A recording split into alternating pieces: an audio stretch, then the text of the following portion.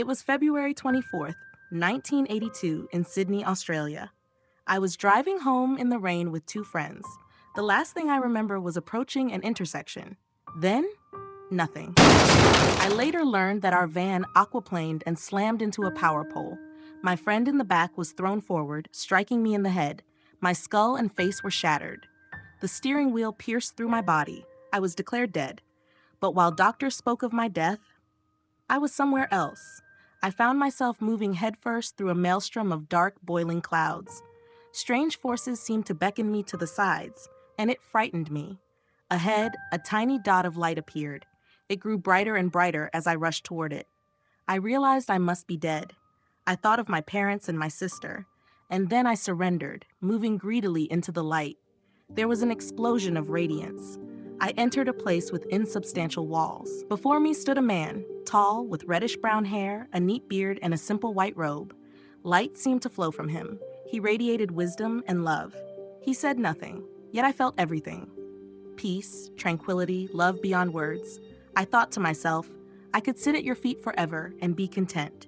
He guided me to look to my left. There, my life began to play out, not as memories, but as lived experiences. I felt not only what I had done, but the emotions I had caused in others. Things I thought were trivial weren't even shown, while small remarks that had caused hurt were there, clear and undeniable. When guilt became too heavy, he showed me moments where I had brought joy. The balance was in my favor, and I was given love. Then I saw him, my grandfather.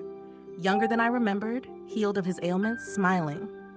We embraced. He welcomed me, and I forgave him for dying when I was just 14. Leaving me angry without even realizing it. Granddad told me my grandmother would be arriving soon. I asked why. He explained she had bowel cancer. Months later, when I awoke, I learned he was right. She was diagnosed, and she passed that same year. As we walked further, I began to recognize more people waiting. Then the radiant man placed his hand on my shoulder. He turned me gently toward him and said, "You must return. You have a task to perform." I wanted to stay. I tried to argue. But before I could, I was propelled backward, rushing away from the light, back into darkness, then nothing. When I finally awoke in the hospital, I had no idea why, but I refused all drugs. My body was broken, my face rebuilt with surgery, and the pain was unbearable. I was angry at God for sending me back, with a task to do, but no instructions.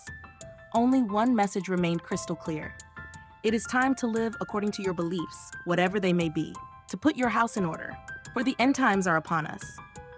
I don't know if that was truly my task or only something placed deep within me. Decades later, I still live with pain. But the memory of what I saw, the light, the love, my grandfather's embrace, is more real to me than what I did yesterday. And that memory continues to guide me.